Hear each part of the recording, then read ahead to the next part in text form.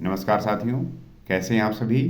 आशा करता हूं कि आप स्वस्थ होंगे, सुखी होंगे और प्रसन्न होंगे। श्री रामचरितमानस में आपका स्वागत है।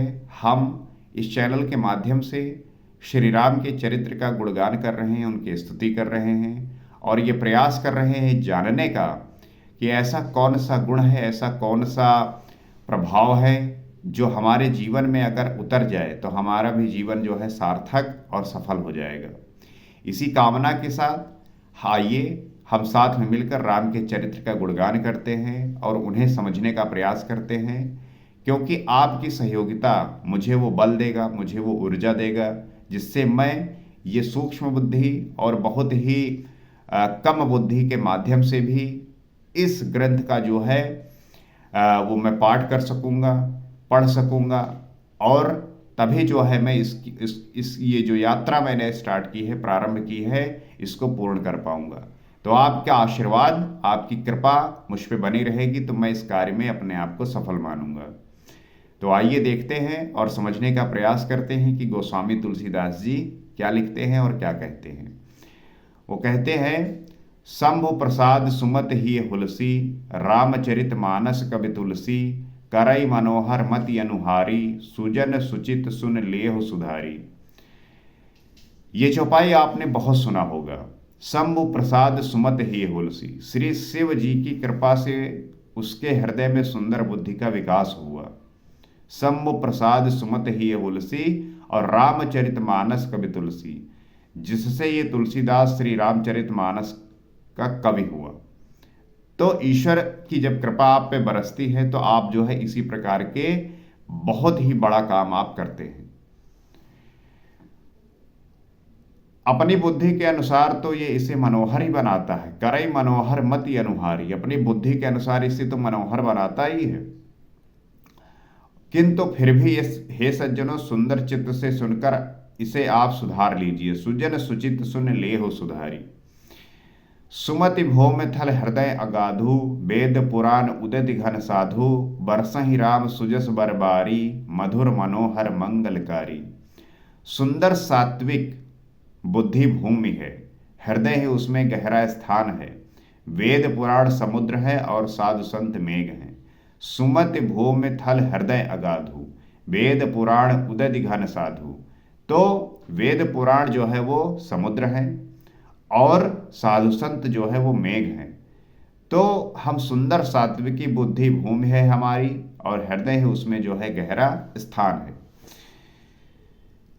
तो वे साधु रूपी मेघ श्री राम जी के सुयस रूपी सुंदर मधुर मनोहर और मंगलकारी जल की वर्षा करते हैं। बरस ही राम सुजस बरबारी और मधुर मनोहर मंगलकारी। लीला सगुन जो कहई बखानी, सोई सुखशता करई मलहानी, प्रेम भगत जो बरनि न जाई, सोई मधुरता सुशीतलताई। सगुण लीला का जो विस्तार से वर्णन करते हैं वही राम सुयस रूपी जल की निर्मलता है, जो मल का नाश करती है और जिस प्रेम भक्ति का वर्णन नहीं किया जा सकता, वही इस जल की मधुरता और सुंदर शीतलता है। तो हमें जो है इसके प्रभाव को समझना है कि सगुण लीला तो जो विस्तार वर्णन करते हैं वही राम सुयस रूपी जल की निर्मलता है। यही जो है पवित्रता है, यही निर्मलता है। और जो मल का नाश करती है, ये हमारे सारे जो अशुद्धियां हैं, जो गंदगी है उसका नाश करती है। और जिस प्रेम भक्ति का वर्णन नहीं किया जा सकता वही इस जल की मधुरता और सुंदर जो है शीतलता है।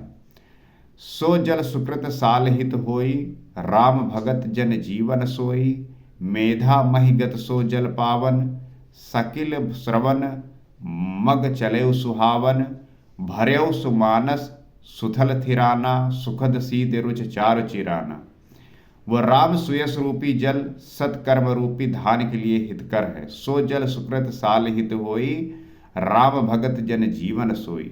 और श्री राम जी के भक्तों का तो जीवन ही है। वो पवित्र जल बुद्ध रूपी पृथ्वी पर गिरा और सिमट कर सुहावने कान रूपी मार्ग से चला। मेधा महिगत जो जल पावन, सकिल श्रवण मग चले सुहावन। और हृदय रूपी श्रेष्ठ स्थान में भरकर वहीं स्थिर हो गया। वही पुराना होकर सुंदर, रुचिकर, शीतल और सुखदायी हो गया। सुठ सुंदर संवाद बर बिरचे बुद्धि विचार, तेई एहि पावन सुभग सर घाट मनोहर चार। इस कथा में बुद्धि से विचार कर जो चार अत्यंत सुंदर और उत्तम संवाद रचे हैं, सुठ सुंदर संवाद बर बिरचे बुद्धि विचार, जो चार सुंदर उत्तम संवाद और अत्यंत सुंदर जो है, जो उसे बुद्धि से विचार कर जो है रचे हैं, वही इस पवित्र और सुंदर सरोवर के चार मनोहर घाट हैं। तेई एहि पावन सुभग सर घाट मनोहर चार। तो जो ये चार संवाद हुए हैं, किनके किनके बीच में हुए हैं? भुसुंडी और गरुड़ जी के बीच, शिव और पार्वती जी के बीच, याज्ञवल्क्य और भरद्वाज के प्रति, और तुलसीदास और संत के प्रति। जो ये चार संवाद हैं, ये बड़ी ही पवित्र और सुंदर सरोवर के चार घाट मनोहर के समान है। सरोवर के चार घाट जो मनोहर है उसके समान है। तो भुसुंडी जी का गरुड़ को सुनाना, शिव जी का पार्वती को सुनाना, और याज्ञवल्क्य का जो है भरद्वाज से कहना, और तुलसीदास जी द्वारा संतों को कहना। सप्त प्रबंध सुभग सोपाना, ज्ञान नयन निरखत मन माना, रघुपत महिमा अगुण अबाधा, वर्णव सोई बर बार्य गाधा। सात कांड ही इस मानस सरोवर की सुंदर सात सीढ़ियां हैं। सप्त प्रबंध सुभग सोपाना, ज्ञान नयन निरखत मन माना। जिनको ज्ञान रूपी नेत्रों से देखते ही मन प्रसन्न हो जाता है। तो इस ग्रंथ में सात कांड हैं, जो मानस सरोवर की सुंदर सात सीढ़ियां हैं, जिनको ज्ञान रूपी नेत्रों से देखते ही जो है मन प्रसन्न हो जाता है।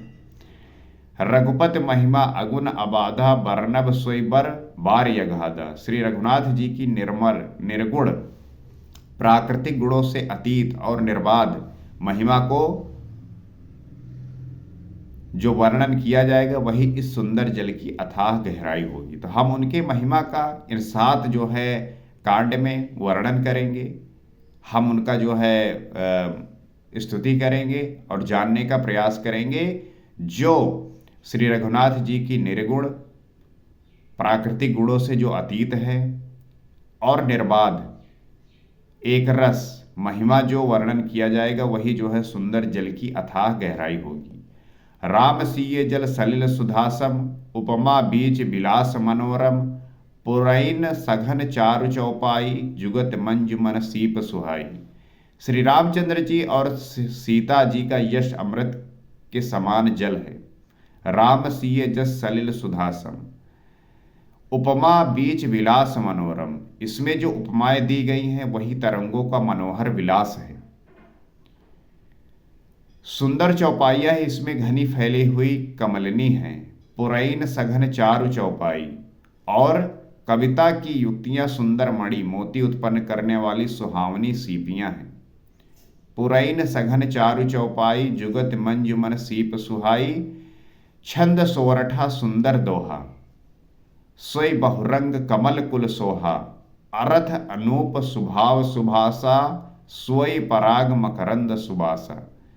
अब इस ग्रंथ में कैसे जो है ये ग्रंथ की रचना हुई है, तो छंद, सोरठा और दोहे, वही इसमें बहुरंगे कमलों को के समूह सुशोभित हैं। तो इस ग्रंथ की रचना दोहा, छंद और सोरठे से हुई है, जो अलग अलग रंग के जो कमल हैं उस समूह को जो है सुशोभित करती है।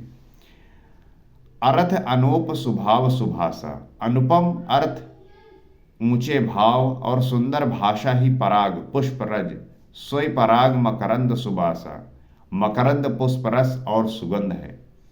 तो हम इसकी महिमा किस प्रकार से वर्णन कर सकते हैं, इसको किस प्रकार से जान सकते हैं, आप ये देख सकते हैं। सुकृत पुंज मंजुल अलिमाला, ज्ञान विराग विचार मराला, धुनि अवरेब कवित गुण जाति, मीन मनोहर ते बहुभांति।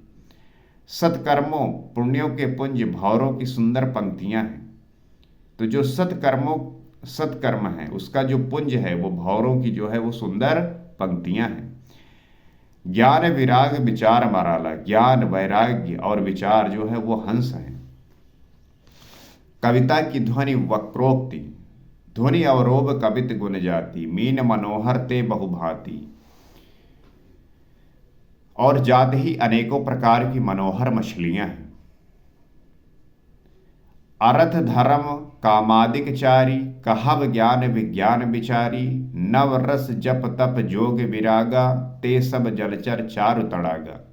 अर्थ धर्म काम मोक्ष, ये चारों ज्ञान विज्ञान का विचार के कहना, कहत ज्ञान विज्ञान विचारी, नवरस जप तप जोग विरागा। काव्य के नवरस जप तप योग और वैराग्य के प्रसंग से सब इस सरोवर के सुंदर जलचर जीव है। नवरस जप तप जोग विरागा, ते सब जलचर चारु तड़ागा। तो अर्थ धर्म काम और मोक्ष, ये जो चार हैं, ये ज्ञान विज्ञान का विचार के कहना, और काव्य के जो नवरस हैं, जप तप योग और वैराग्य का जो प्रसंग है, ये सब इस सरोवर के सुंदर जलचर जीव हैं। तो गोस्वामी तुलसीदास जी इसकी किस प्रकार से वर्णन कर रहे हैं, किस प्रकार से इसको समझाने का प्रयास कर रहे हैं, और इसमें कितना ज़्यादा कितना मधुरता है और कितना जो है ज्ञान इसमें भर दिया है, ये आप देख सकते हैं।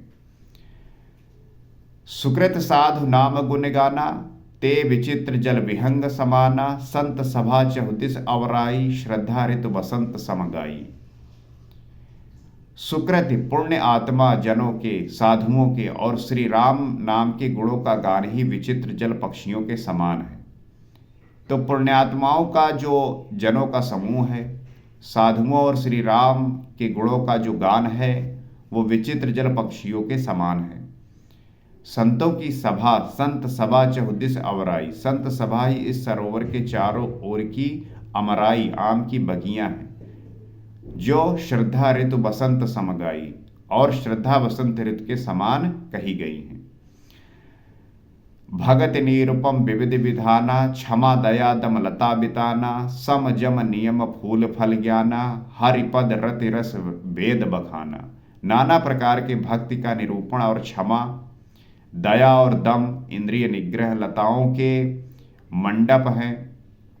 तो जो नाना प्रकार से जो भक्ति का निरूपण है, और जो क्षमा है, दया और जो इंद्रिय निग्रह है, वो लताओं के मंडप हैं।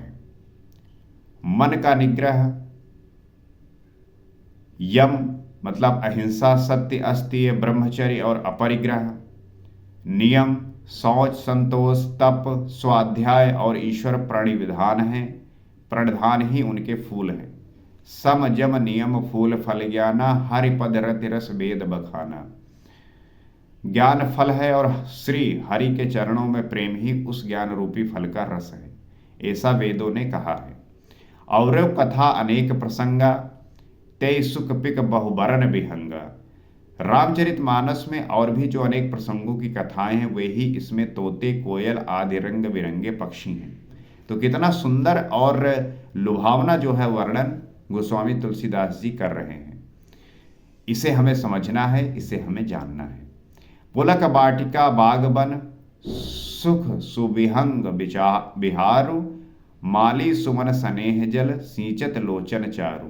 कथा में जो रोमांच होता है वही वाटिका, बाग और वन है, और जो सुख होता है वही सुंदर पक्षियों का विहार है। निर्मल मन ही माली है, और प्रेम रूपी जल से सुंदर नेत्रों द्वारा उनको सींचता है। तो पुलक वाटिका बागमन, सुख सुविहंग विहारो, और माली सुमन स्नेह जल, सींचत लोचन चारु। तो जो माली का मन इतना निर्मल है, निर्मल जो मन ही माली है, जो प्रेम रूपी जल से सुंदर नेत्रों द्वारा उनको सींचता है। तो ये प्रभाव है, और ये जानना आवश्यक हो जाता है, क्योंकि तभी हम राम के चरित्र को पूरी श्रद्धा के साथ, पूरी तन्मयता के साथ, पूरे समर्पण के साथ कह पाएंगे, समझ पाएंगे। और उनके राम के चरित्र का थोड़ा भी जल हम पे पड़ गया तो हमारा वो जो जीवन जो है सींच जाएगा, हम भी जो है हमारा भी ग्रोथ होने लगेगा। तो आइए साथ में मिलकर हम श्री रामचंद्र जी के चरित्र का गुणगान करते हैं, उन्हें जानने का प्रयास करते हैं, और ये प्रयास सदैव लगा रहेगा ताकि हम जीवन में सफल हों, हम जीवन में आनंद से भर जाएं, सुख, समृद्धि और सारी जो आपके अंदर विशुद्धियां हैं वो दूर हो जाए, विजाति संगतियां दूर हो जाए और आपके अंदर सारे अक्षय गुण उपलब्ध हो जाएं। इसी आशा के साथ कि आप इसका अध्ययन कर रहे होंगे, पाठ कर रहे होंगे, आप इनकी चौपाइयों को नित्य ध्यान करते हुए इसके ज्ञान को ग्रहण कर रहे होंगे और आप इस चैनल से जुड़कर भी इसका रसपान कर सकते हैं, ताकि हम साथ में मिलकर इसे उस स्तर पर ले जा सके ताकि हर एक व्यक्ति इससे परिचित हो सके, जान सके, समझ सके। क्योंकि ये अमृत की धारा है, जिसका भी गला सींच गया वो अमर हो जाएगा, वो जो है अमरता को प्राप्त हो जाएगा। आज के एपिसोड में आज इतना ही। अगले एपिसोड में आपसे फिर मुलाकात होगी। नमस्कार।